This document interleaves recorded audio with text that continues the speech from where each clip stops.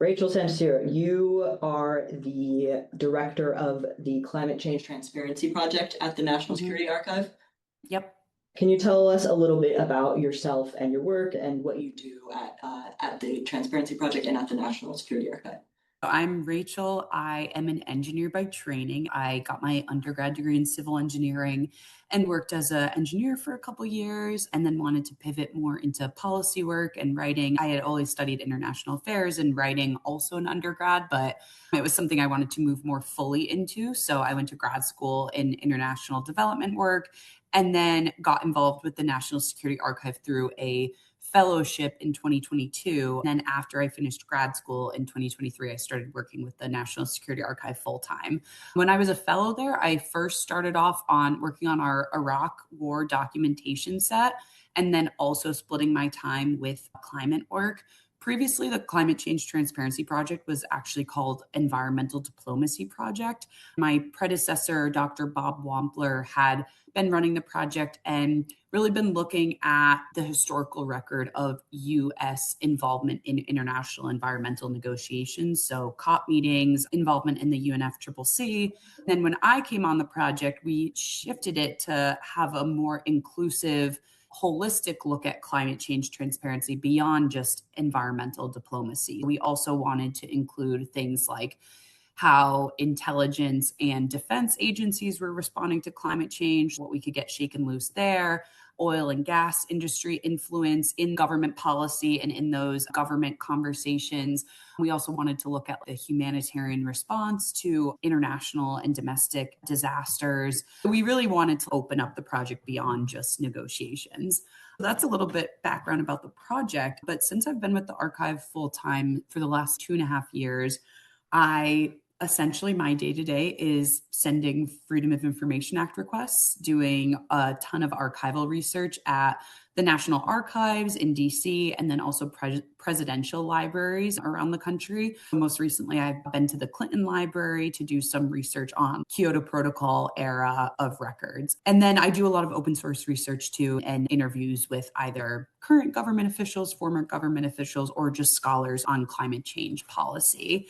That's more about the project. But then this disappearing data work that I've been doing over the last year, that is definitely something new that I didn't start off doing. But when the new Trump administration came into office and there was reporting going on about data sets that were missing, websites that were going dark, I just thought it was really important to start tracking climate related resources. That's how I started off. It was about February 2025 where I published our first briefing book on disappearing climate resources, climate data. And then I published a follow up to that in September of 2025. What were those two titles?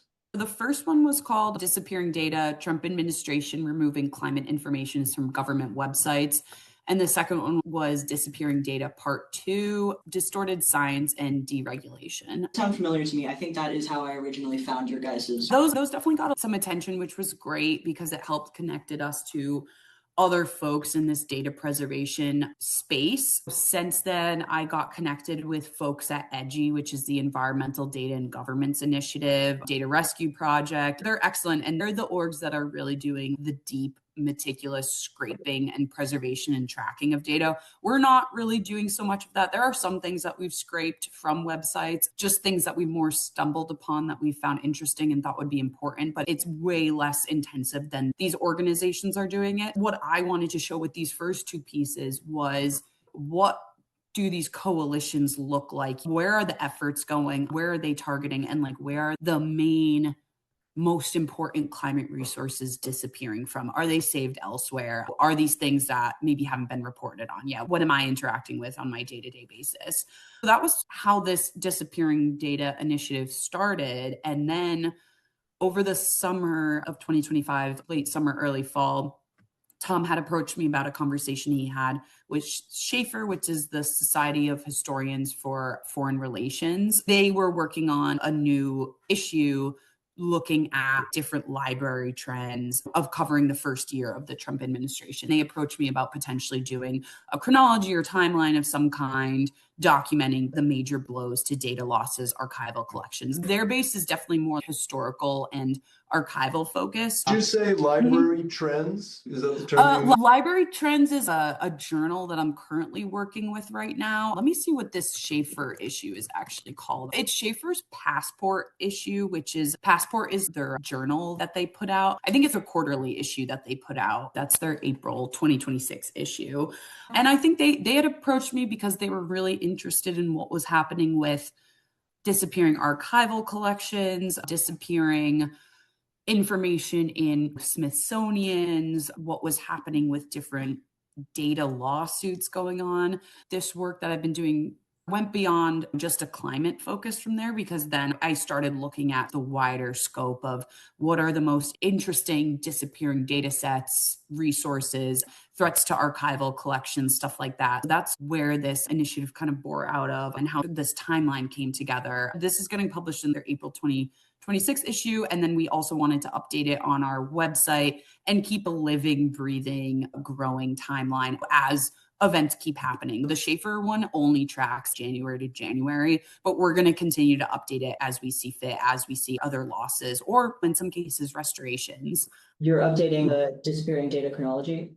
Yeah, we're still trying to figure out how often to be updating it, like whether we want to do a weekly revamp or bi-weekly, monthly, stuff like that. But it will be like an existing breathing timeline.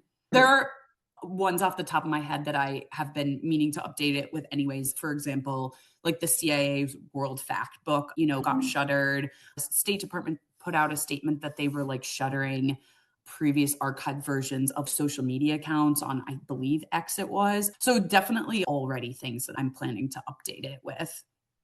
Well, what were your sources? Because you had a really good idea of the climate data. What were your sources for expanding out into the rest of the disappearing data? I definitely had a good basis for the climate data, but I think what I first really wanted to wrap my head around was, what is the status of these lawsuits looking like? Because I knew there were a lot of challenges to climate data already happening. I knew there were also challenges to health data. I first really wanted to wrap my brain around what is the status of these lawsuits. I feel like I was constantly seeing competing information, but I could never find one thing to keep all these lawsuits straight. So I started off just looking at the AP's lawsuit tracker for the whole Trump administration, and particularly focused on data related lawsuits that were happening. That was a super helpful resource for me. AP is a Trump lawsuit tracker. I can find a link to that too if you need. Also, Data Rescue Project was super, super helpful in my efforts. They had been tracking beyond just climate related work. The End of Term Web Archive, again, they take a more holistic approach to the types of materials they're crawling and preserving. I also took a look at Freedom of the Press Foundation has a classified catalog that I believe I linked to in the briefing book, so that should be there. And they just have a running Excel sheet of beyond just disappearing data, but threats to particularly transparency issues. So they're focused a lot on FOIA and public records requests. So that was super helpful for me as well. And then other things, just constantly monitoring the news, things I had seen in the past, particularly with the Wilson Center, with U.S. Institute of Peace. I was also really curious to keep track of when Doge was intervening in different spaces. It was a lot of work for sure, but I'm glad it's getting good feedback and good receptions. Yeah. Do you know of America's Essential Data from the Federation of American Scientists? That's a good one, Essential Data. I have definitely heard of them, but I actually don't think I came across it in my work. But I think just looking at them, it definitely is familiar. And I feel like this would also be a really excellent resource. They're one of my go-tos because it's just to look at a glance and check. I will say too, our website, I'm sure you guys have seen, it's a little outdated in some ways, but I really wanted to create just a timeline to make it accessible. Obviously, our website is kind of bare bones, but my main goal was making it accessible for people to enter because it's such an overwhelming topic. It's something I've felt really overwhelmed with over the last year. I just wanted to create an entry point for someone who is maybe not as familiar. They can just see high level what the status has been like for the last year, but then also be a helpful tool for researchers, other litigators, and like I said, anyone concerned with their public right to know, up to date on these things. I have been going through your chronology to annotate it for myself. I was originally planning on posting my notes of your annotated thing on our website, a way to break it up and organize it. I was wondering if maybe you'd be open to collaborating on some kind of way to make it really digestible and user-friendly. That would be excellent. And I am always looking for more opportunities to do that, always looking for feedback and ideas of how to creatively and visually put things. I definitely think it can be more accessible for sure. So I am totally open to collaborating on ideas. Another source that I've been really using a lot for this is the American Statistical Association's timeline that they're updating too.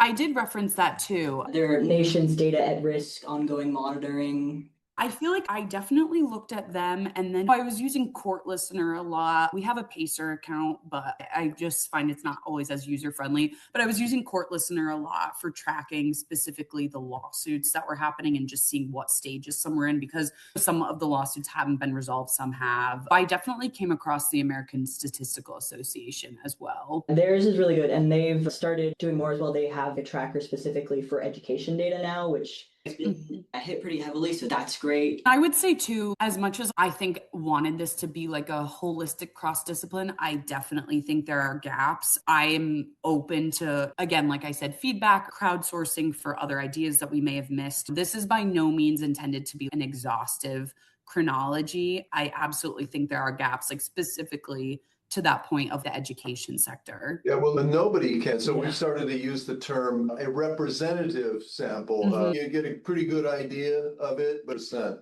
Exactly. Representative sample is a great way of putting it. It's so hard trying to find one source for all of this. Exactly. And that's like part of the issue, right? And why I wanted to start it in the first place. What I keep saying anytime we're talking about it, or if we're talking about it on social media, I always keep reiterating that no one person or organization can do all of this. Even the organizations like EDGI, End of Term Archive, Data Rescue, these organizations are the experts in scraping and preservation, and even they can't do it all. No one has any idea just how many URLs have disappeared or just how many pages have been shut down or changed locations. I think that's a piece that can be really overwhelming and scary. But on the other hand, I will say, I tried to bring that up in the sense of empowering others to be their own data experts, because something I found, I'll weave back to this, but I helped out with a public comment period with the Climate Reality Group, the New York State chapter. And we were meeting with just members of the public who wanted to get more involved with the public comments of the endangerment finding. And it was excellent because we talked a lot about disappearing data. And what we came away with there is that everyone is the expert in what data they use and with what might be happening in their own backyard. And that's why it's so important to, even if you're not a data expert, you're not a computer scientist or an expert in coding or software, everybody is the expert in what data they are engaging with on a daily basis, whether it's something in your own backyard, you're trying to get environmental assessments or anything like that. So I think that's why it's such a great opportunity to have this communal-wide push. And again, stressing that no one org can do this all. And it's really up to everyone to pitch in if they're able to. That's been our main philosophy of the Prairie Fire Project. You guys all know what's happening in your own sector, but we all have to come together in order to push for protection of public knowledge and to make sure we all have what we need. The other big piece I will say too, I think everybody's speculating how much of this is permanent, what the ripple effects are going to be like 5 to 10 years and beyond that from now, what is permanently lost, what has been saved, what will go back online when there's another administration. A part of why I wanted to publish this was to just help in putting the pieces back together for down the line and to have a record of what's been lost and what's been restored. Again, our focus is obviously FOIA and transparency and also archival and institutional knowledge. If this can help in some small part in that, then I think that's a win. You talked about data that you guys have been scraping. What can you tell me about that? Again, it's been here and there, but I believe there were January 6th testimonies that we did a ton of scraping on. I wasn't involved in that effort, but things that have disappeared from DOJ's library that they removed. I also had noticed one day that on ODNI's website, the Office of Director of National Intelligence, they only had reports available from 2020 onward, when previously they had reports well before that from 90s and early 2000s. It's not specifically climate related, but it's publicly available ODNI reports that had been there one day. You could check on the Wayback Machine. They're there one day and they're not the next. The reports you can still track down through the Wayback Machine, but I had noticed that specifically. So I did a quick scraping of those reports that were no longer available. I'm sure you guys are intimately familiar, but the Wayback Machine, the Internet Archive, is such a godsend to this work. It's such a miracle that it exists, but it also underscores the need for having multiple groups in this coalition, multiple backups, because there have been points where, the Internet Archive, if it goes down for any reason, I think there was one point where it was down for a couple days, or if it's struck by different lawsuits, you can't have everything in one place. I don't think we should take things like the Internet Archive for granted, but that's why it is so important that it's this communal approach. There are multiple places where things are saved. I think it does highlight this kind of problem that just the destruction of the government system has also highlighted, right? Which is that on one institution, institution. I do some volunteer work with Edgy to help with some of their scraping and page monitoring. Gretchen's amazing. She's incredible and she's so nice. They are really leading the charge in specifically environmental, EJ, climate, public health related scraping, or climate and health related scraping and preservation.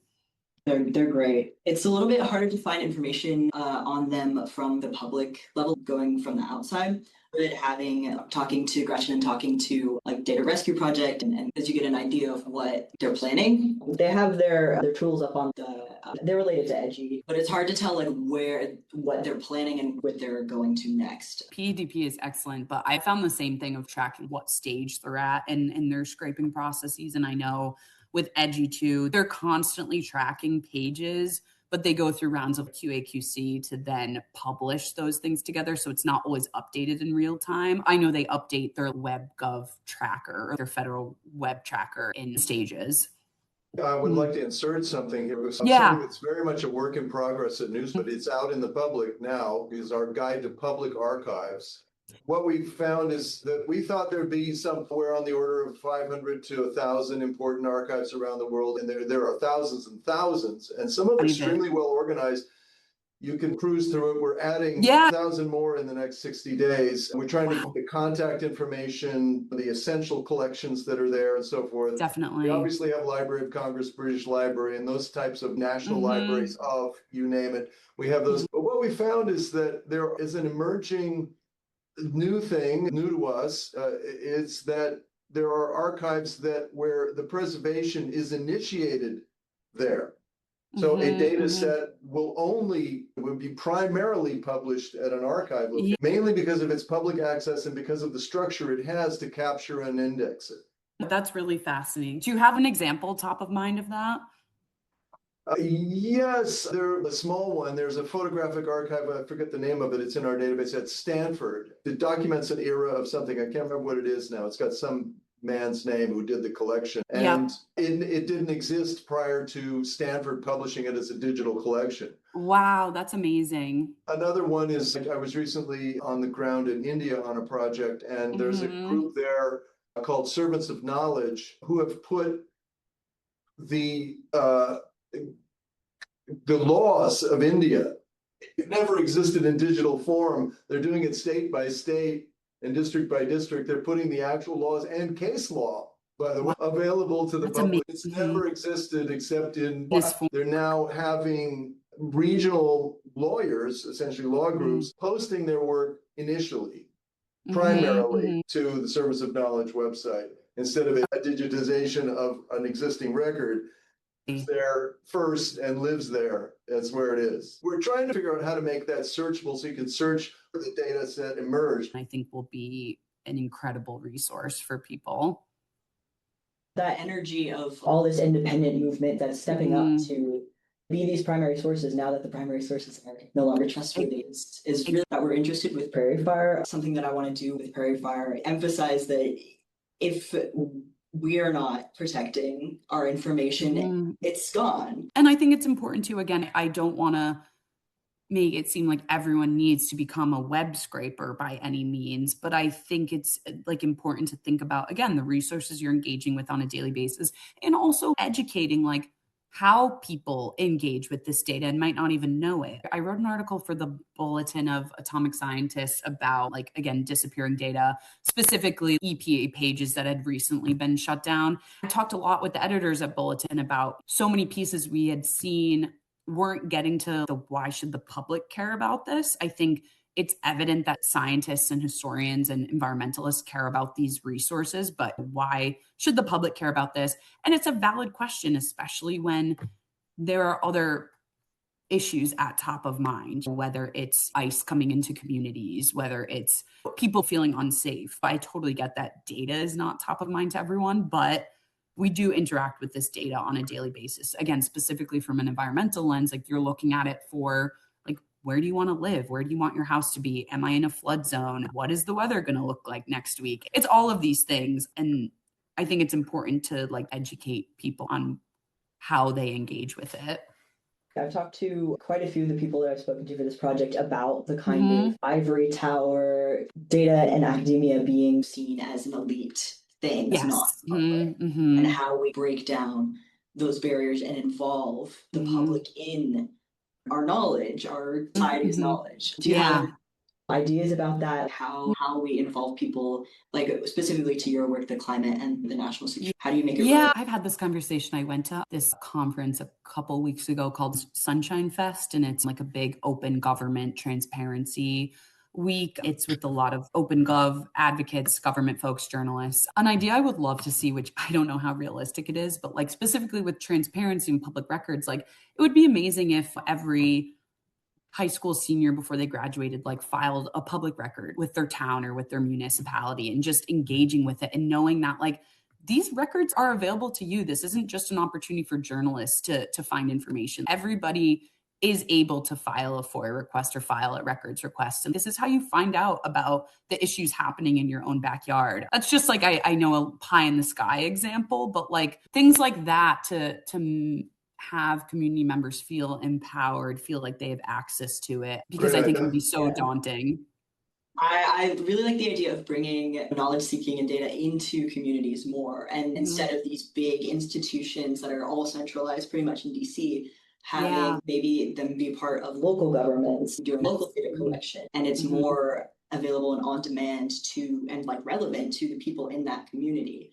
Something that comes to mind too, some volunteer work I did with EDGI earlier on, probably 2024, we were doing a community-led FOIA project with indigenous groups, native groups in Alaska who were living on a previous military industrial site. And they were trying to file records at the state level for environmental impact assessments. And so we were leading a couple community-led workshops of filing FOIA requests at the state level. People are intimately familiar with what's happening in their backyards, and we can help provide tools to answer more questions or for anyone interested in exercising their right to know. And we can be that bridge without being that ivory tower, like you said. This is how this data tool applies to your life and your Exactly. I think that's an excellent thread for you to be pulling too. I know. I think community involvement too is a kind of solution to a lot of problems that we have. I couldn't agree more. I was noticing as I was going through the disappearing data chronology is that most of these, I would say the majority of these cuts could be tied into the narratives that we're seeing from the Trump administration. Narratives around climate change not being a problem, and narratives around immigrants and racial disparity and other minorities, the history of oppression and leaders with national park signs being taken down. I was wondering what narrative threads you have been noticing and your take on data erasure as a narrative control tactic. I'm so glad you're hitting on this because I could not agree more with you. There was a term, I think in the Grist article I was reading about, again, environmental and climate data. The data erasure is another form of climate denialism. I think that can be applied beyond climate. And if you're removing these resources, then these facts and figures don't exist. These problems then don't exist. So how are you supposed to enact policy to target issues that deal with race, labor, socioeconomic status? You don't have any basis for it. So I absolutely think what you just said is bleeding out to all of these areas, not just climate. I know that's not a super substantive answer, but I think it's such an important piece. Do you have an editorial position or a forum for discussion, or are you going to hold any conferences on this specific thing? Because this is something new. Yeah. Really, it's so pervasive just in the last year, and we're all trying to get a read on it. So is there something that you, National Security Archive, or anybody that you're familiar with, because we would like to know, are there some thought leaders that are galvanizing on this topic to surface all the issues and to examine it? I think that's a great question. And I will say right now, I don't know that the National Security Archive has any plans to do it, but I think it's an excellent idea. Like, again, obviously it's great to publish these resources, but I think it's most important to create these spaces where people can ask questions and you can further this conversation.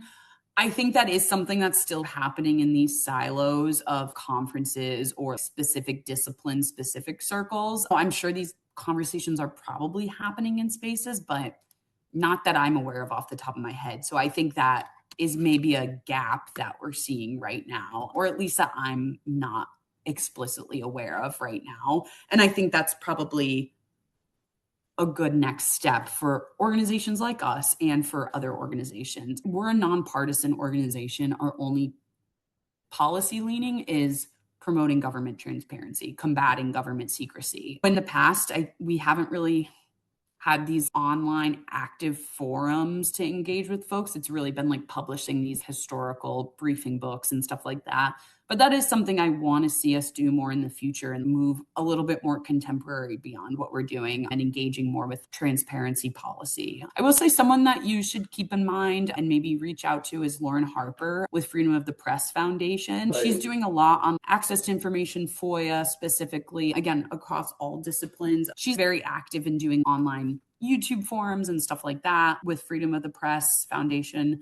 And she is one of our alums. She was at the National Security Archive for 13 years and then in the last couple of years moved to FPF. It's one of the things that we can do, not being as close to data and research where everybody has a job to do. We're more observational and then fine. I think that's great because I think it's so important to be aggregating this because, again, I think these conversations are happening in silos, but obviously there's good and bad to stuff being so decentralized. It's great in the sense that so many people are involved in this issue and people are doing little bits here and there. But then with that, it's hard to know, where do I start on this issue? Like, how do I get involved? And I think that's a piece that I still struggle with and am trying to reconcile with. I think one of the barriers preventing the silos from coming together, and you can argue with me, I might be wrong, but is this kind of belief that we just have to get through until the election and then everything go back to the way it was. Which is just not true at all. Again, so many things have been scraped, have been saved, which is amazing. We're having restorations, but I don't think we can rely on that. Again, just as I said with the Internet Archive, I don't think we can rely fully on that. I think an example is in the beginning of the Trump second administration, people put a lot of faith in the courts and in lawsuits, and some of them are working out and are challenging the administration, but some of them aren't. And I don't think there's any one thing that's going to be a silver bullet to save anything. And we can continue to swing back to this. Even if we had someone different in the White House next time for the next term, we can continue swinging back to this. And I think there are forces who are working to erase things, manipulate data, cherry pick data beyond just who's in office. And I am saying this maybe a little bit biased as I was coming off of 2 days, Wednesday and Thursday this week. I attended the Heartland Institute's conference, Climate Realism Conference in DC. I was doing some reporting there for DSMOG and Heartland Institute. I don't know if you guys are familiar, but it's the most fringe right-wing climate denial group. Fringe, they've got the EPA chief there. And that's exactly my point. It's not fringe anymore. Republicans aren't distancing themselves. Zeldin was there doing the opening remarks and giving legitimacy to it. And so maybe what I'm saying is a little bit biased from that, but from what I saw, my observations, even though it is a fringe group, these are people that have been working on these issues for decades to try to chip away at the foundation. And I think that's my larger point here. We can't just expect that we're going to get through it and be on the other side of this in 3 years. It is something we have to continually keep chipping away at because, and I hate to talk in that binary of us versus them or the other side, but there are forces that are doing the exact same for the opposite ends, if that makes sense. What we're seeing now is the result of decades of concentrated, deliberate work. This may be a little mean, but I think there's a tendency in academia to just, believe that when you're following the scientific method or whatever, you're like, I know I'm right and I know I'm doing everything that I'm supposed to. So that's all I need to do is my job. But when you have actors who are working as hard as they can to tear you down, you can't rely on that. When it's threats to funding, when it's threats, it trickles down or it boils down to these other areas. And I will say too, something that I've seen that's heartening, that's sort of intention to that, is like librarians and indexers and those folks in academia who are really leading the charge on these preservation efforts. They are seeing the threats and the big picture of this. They are not staying in their bubbles or their silos. And I really commend the work that these coalitions like Data Rescue Project has done to lead the charge. And I will say too, I think End of Term Archive laid the foundation for that by preserving the last several administrations' data. They have really paved the way so that data coalitions and librarians now can jump into action. So I think that is one heartening piece of this.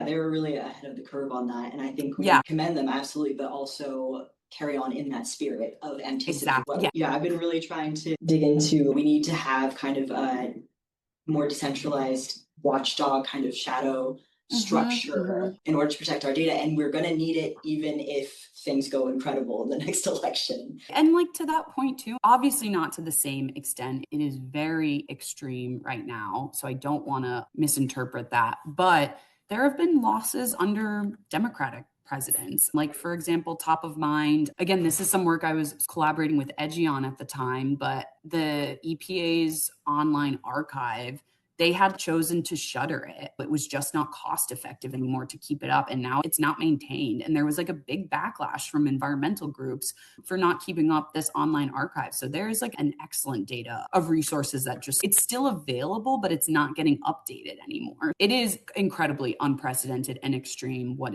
this administration is doing right now. I don't want to shy away from that. But to your point, like these are things we should care about year round, whoever is in office. Not take for granted is what I'm trying to say.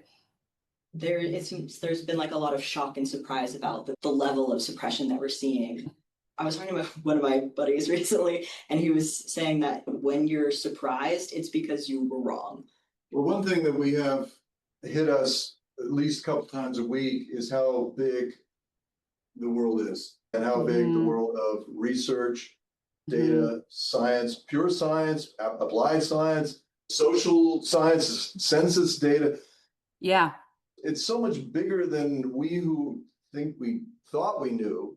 Your average person just in high school or at the supermarket, they're going to see it in a very narrow, there was probably a lot of bloat. It's easy to spin it if you really don't have a visceral grasp of the benefit all this apparatus gives you. Sure as bloat, I can point anywhere and there will be something excessive. However, it's the net benefits, conversations. We constantly get spun by political voices to simplify things that cannot be reduced down that way. And by acting like simpletons, we say, yeah, that sounds good to me. That should be cut. That's old. It was started under Kennedy. Why are we still having? I think it goes to an earlier point that you made, Morgan, of being a good community member and engaging with these things. And I think we would feel a lot better if we knew how we were engaging with these things more, or empathized with maybe how other groups engage with different data and resources. Again, Native groups, groups of color, marginalized groups in floodplains, stuff like that. Those are the examples that are coming to mind. But I think we would just have a better appreciation for this communal involvement and the importance of community with this. I see what you're saying. It's big picture things are like the administration and these actors have weaponized anger and hatred disgust as a way to justify all of this. And maybe we need to turn to the opposite things like empathy, community building, and those kinds of things in order to unite And how did the concept of good government turn into be some sort of pejorative? It's more qualitative. It's even beyond that. It's less tangible, but I think it's no less important. I did a mixed methods thesis, so I'm all for qualitative work too. I wanted to check in on something that you said earlier. So you said day to day, you're sending a lot of FOIAs, doing open source research with interviews. I asked Tom this a little bit, but I wanted to see of how that kind of day-to-day operations have changed under Trump. I would say definitely FOIA has been in trouble for a long time before Trump even. It's gotten worse under Trump with different cuts to funding. So we've seen in particular cuts to FOIA offices. We're seeing increased wait times. Again, that lack of institutional knowledge with FOIA officers who are conducting searches. So there's just less familiarity in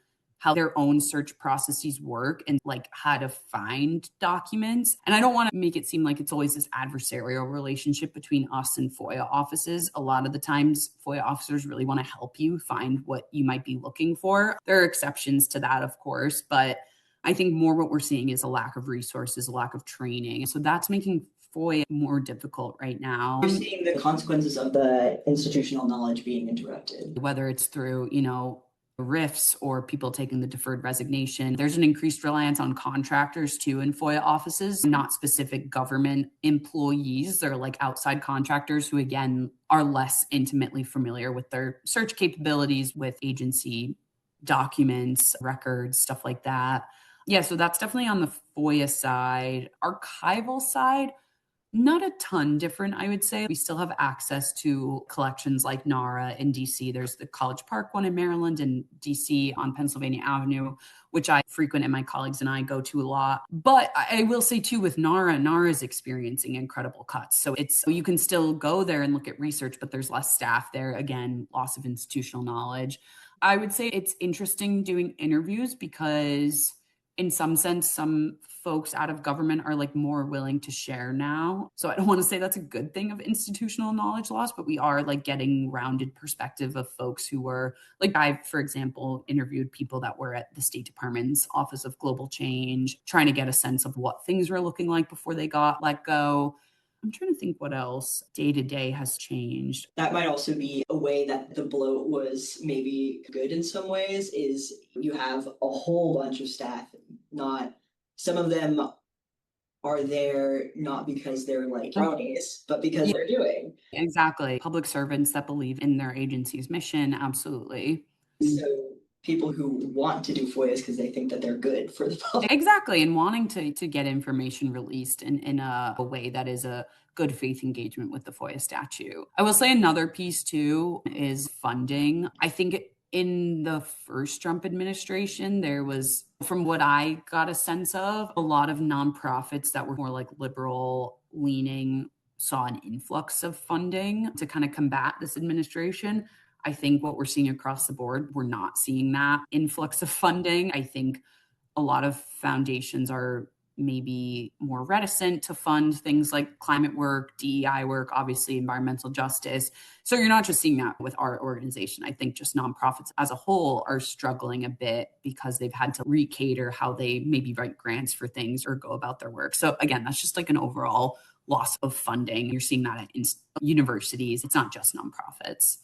That's another reason for me of like why collaboration and all this needs to increase stat. We don't have enough resources to go around, so we better start sharing. We should pool our resources, pool our knowledge, definitely. What's next? What's on your incoming pipeline?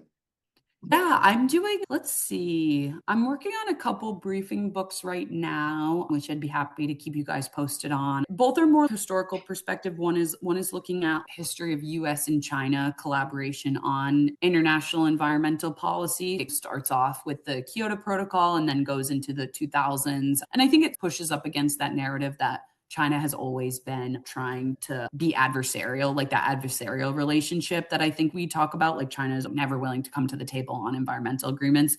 I feel like what we're finding in the historical record doesn't say that necessarily. Obviously, there are points where that does happen, but we also see a lot of good faith engagement between US officials and China. Yeah, so we're working on that. And then I'm also working on a briefing book with a colleague who runs some of our Mexico work. And we're looking at early border wall construction and looking at how construction and engagements with the natural environment also were inextricably connected to like surveillance and increased policing. That one I'm really excited about, which will be interesting. Yeah, we did a lot of archival research for it. We looked at a lot of like IBWC, the International Boundary and Water Commission, which is like a joint US-Mexico agency, which is really interesting. And looking at a lot of like early construction, a lot of photographs. So yeah, I'm really excited about those. But I'm always like trying to have a mind on like the contemporary, what's happening right now too. I love that we have a historical focus, but I also am always trying to think about like how to get things shaken loose from what's happening right now. And that was part of why I attended that conference this week, to get a sense of what are these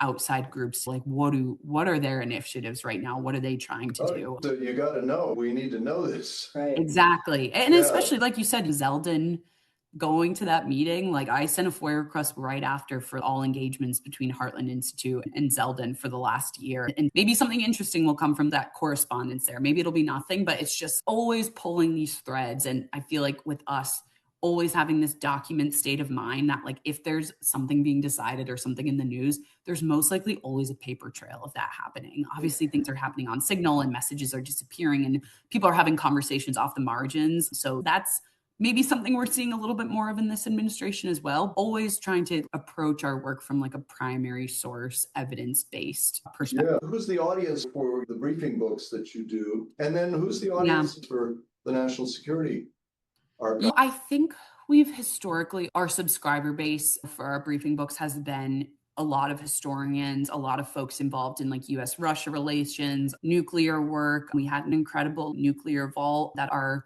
late colleague Bill Burr, who passed away in 2025, was running. And that is just such an incredible resource. It's a lot of scholars, like students, but also journalists too. And so I think that's something we're trying to think about again in moving into more contemporary spaces. How do we grow that base beyond just historians and academics? How do we have these conversations be like more accessible to the public? We're trying to revamp some social media stuff to grow our audience, but I would say that's predominantly who our audience is: historians, academics, stuff like that. But I feel like with the climate work, we've gotten good feedback on the climate work. And again, things like the chronology, trying to bring more people into this space and know why documents are important, and also like why FOIA is important. Again, what I said before, it's not just a tool for us to use or for journalists to use. Really, anyone can use this tool. And why should they be worried about the state of FOIA right now?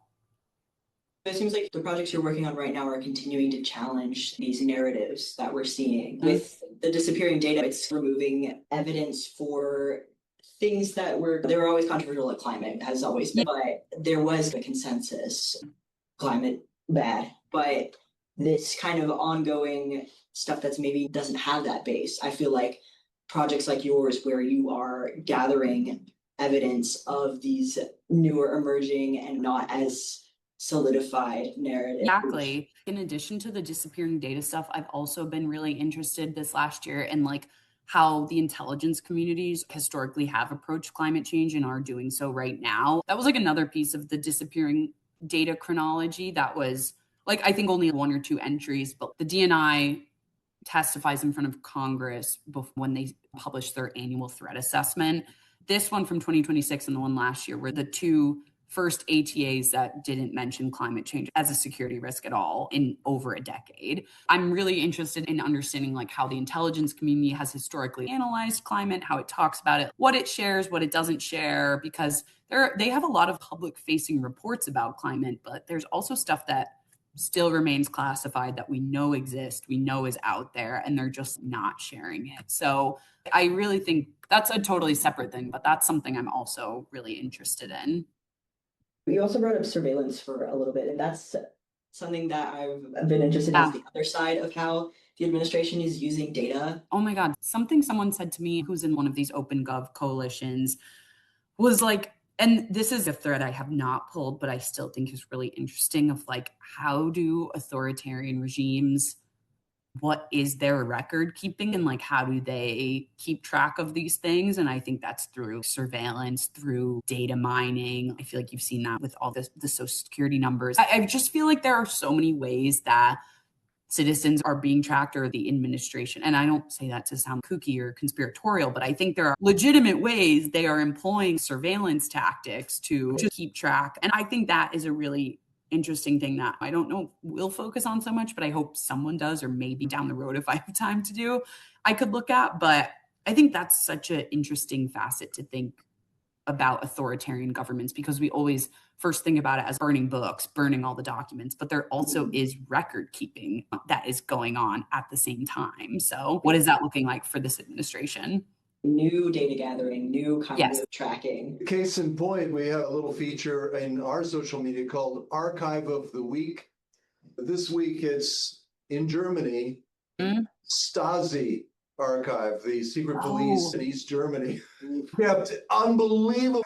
I've been reading, this is an aside, but I've been reading a lot of the author Eric Larson, and he wrote the book In the Garden of Beasts. And it's such a meticulous archival account, but it kind of gets into that of the intense record keeping that was in place. And just, I think it's really important that we look at those things, not to revere them at all, but just to see and to help inform in some way what could be happening right now. It seems like the other side of this public knowledge engagement thing we're talking about, you have a right to know things that affect our society, but you also have a right to privacy, and your data can be used against you as well as you can use the data tools that we have.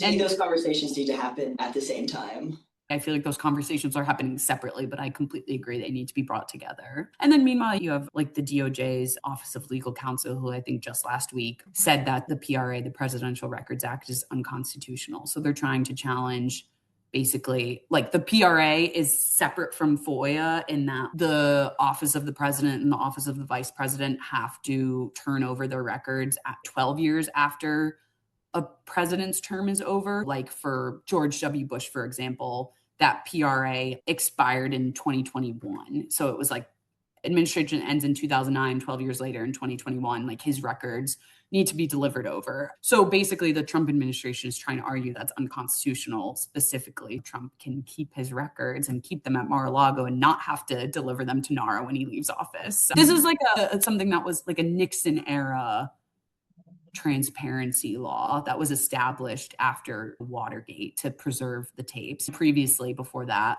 presidents could keep their materials. They didn't have to deliver them over, but now they're property of NARA. They have to be delivered there. So the current administration is trying to challenge that. So again, just so many interesting pieces of what the public has access to, what rights the public has to privacy, what rights the current president thinks he has to privacy, and not having to comply with transparency laws. Do you know if they are preventing like the records that are due now from being released? Like you said, it was George W. Bush. Not with George W. Bush, I don't believe, because those have been available since like 2021. So I think it was more like you could FOIA request them and the presidential libraries would have them. But I think Trump is trying to do this for his first term and now his second term. I'm like, I need to double check the specifics, but I know it's already being challenged. I think American Oversight and American Historical Association have already filed a lawsuit against OLC's argument to rule it unconstitutional. I wonder if the records that are due this year or last year have been. That would be something to look into, I think. But that's really interesting. Yeah, and like Lauren, who I mentioned before, who I'll send an email after this, like she's been writing a lot about this recent argument and a lot about the PRA. So she's like a wizard in all things FOIA and transparency. I like what you said about the personal grievance list. I feel like you got to start somewhere, and that's the easiest. I know. We did a FOIA audit recently, and it grew out of our own personal gripe list. But then we were like, no, here's why people should care about this. We're just interacting with it on a daily basis. But here's why people should care about this and why this matters. So. I think it makes it easier to rope the public in is because you genuinely invest. Thank you so much. Thank you, Rachel. Of course,